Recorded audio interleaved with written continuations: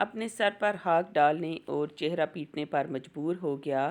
وادی منا کے سیاہ پہاڑ، نیلے شفاف آسمان پر روشن آگ برساتا سورج، فلک پر موجود تسبیح و تہلیل میں مصروف ملائکہ، اللہ کی راہ میں اپنی متاع عزیز کی قربانی کا منظر دیکھنے میں مصروف تھے۔ مکے سے آنے والی گرم ہوائیں بھی منا کی فضاؤں میں موجود عبادت اور اطاعت، تسلیم و رضا اور صبر و شکر کی ایک عظیم داستان رقم ہوتے دیکھ رہی تھیں۔ روایت میں آتا ہے کہ جب حضرت ابراہیم نے حضرت اسماعیل کو لیٹنے کی ہدایت دی تو حضرت اسماعیل نے فرمایا، ابا جان، میں پیشانی کے بل لیٹتا ہوں تاکہ آپ کا چہرہ مجھے نظر نہ آئے، اور آپ بھی اپنی آنکھوں پر پٹی باندھ لیں تاکہ جب آپ مجھے ذبح کر رہے ہوں تو باپ کی شفقت خدا کی مرضی پر غالب آنے کا امکان نہ رہے۔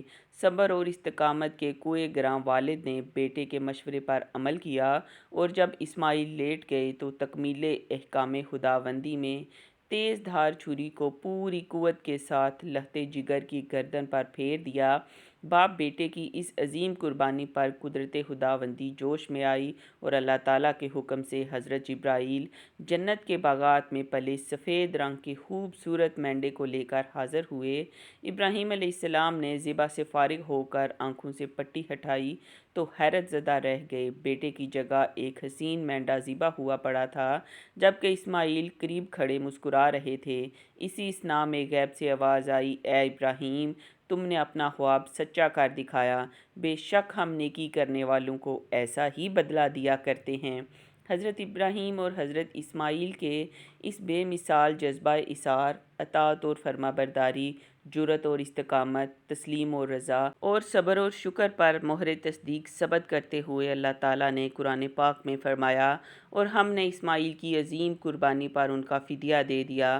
اللہ تعالیٰ کو اپنے دونوں برگزیدہ اور جلیل القدر بندوں کی یہ ادا اس قدر پسند آئی کہ اسے اطاعت، عبادت اور قربت الہی کا ذریعہ قرار دیتے ہوئے قیامت تک کے لیے جاری فرما دیا۔ ابھی آپ 15 برس ہی کے ہوئے تھے کہ آپ کی والدہ وفات پا گئیں۔ والدہ کی جدائی کا آپ کو بڑا صدمہ تھا، اب اکیلے رہ گئے تھے، چنانچہ والد کے پاس ملک شام جانے کا ارادہ فرمایا، لیکن قبیلے اور شہر کے لوگوں کو آپ کی جدائی گوارا نہ تھی، لہٰذا قبیلے والوں نے آپ کا نکاح امالیق قبیلے کی ایک لڑکی معرہ بنت سعد سے کر دیا۔ ایک مرتبہ حضرت ابراہیم ملنے کے لیے آئے تو حضرت اسماعیل گھر پر موجود نہ تھے۔ ان کی اہلیہ کا رویہ انتہائی نامناسب تھا، تو وہ بیٹے کو ان خاتون سے علیحدگی اختیار کرنے کا پیغام دے کر چلے گئے۔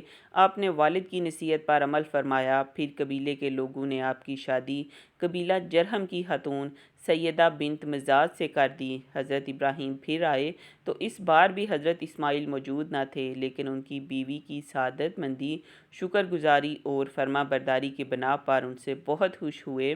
حضرت اسماعیل نے خانہ کعبہ کی تعمیر کے دوران اپنے والد کے شانہ بشانہ کام کیا۔ آپ پتھر اور گارا والد کو دیتے جاتے اور وہ انہیں دیوار پر چنتے رہتے۔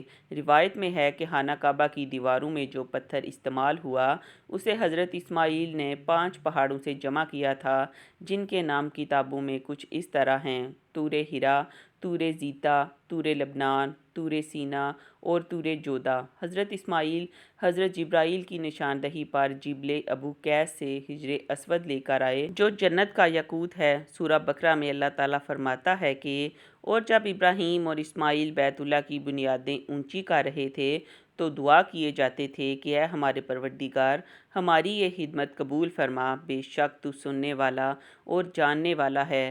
تعمیر مکمل ہونے کے بعد حضرت ابراہیم نے خانہ کعبہ کی صفائی، امامت اور آنے والے زائرین کی خدمت سمیت تمام کام حضرت اسماعیل کے سپرد فرمائے اور ان کو نصیحت اور ہدایات دیتے ہوئے بیت اللہ شریف کا متولی مقرر فرمایا۔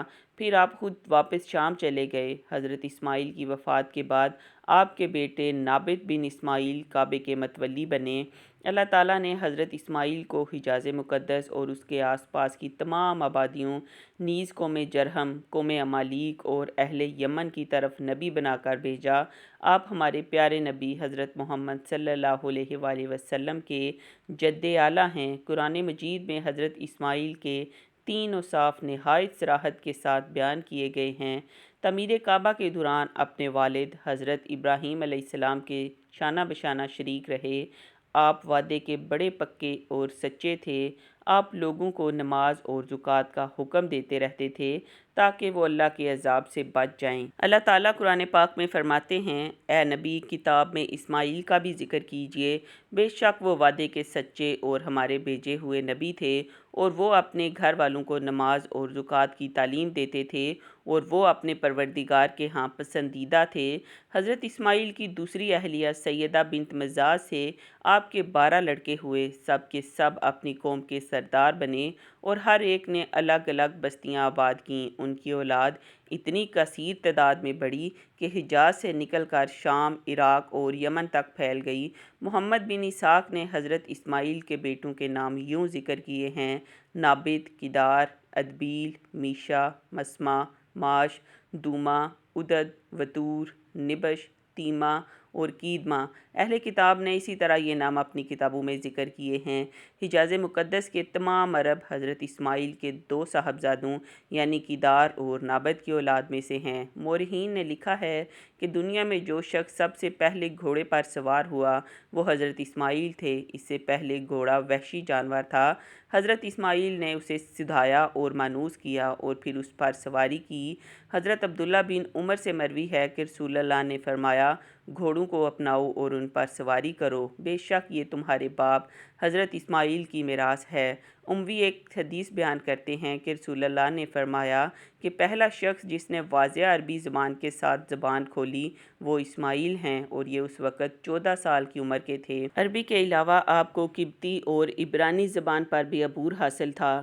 حضرت اسماعیل نے 137 سال کی عمر میں وفات پائی۔ آپ کو کعبۃ اللہ کے صحن میں مزاب رحمت اور حجر اسود کے درمیان اپنی والدہ کے پہلو میں سپرد خاک کیا گیا۔ قرآن پاک میں حضرت اسماعیل کا ذکر 12 مقامات پر آیا ہے۔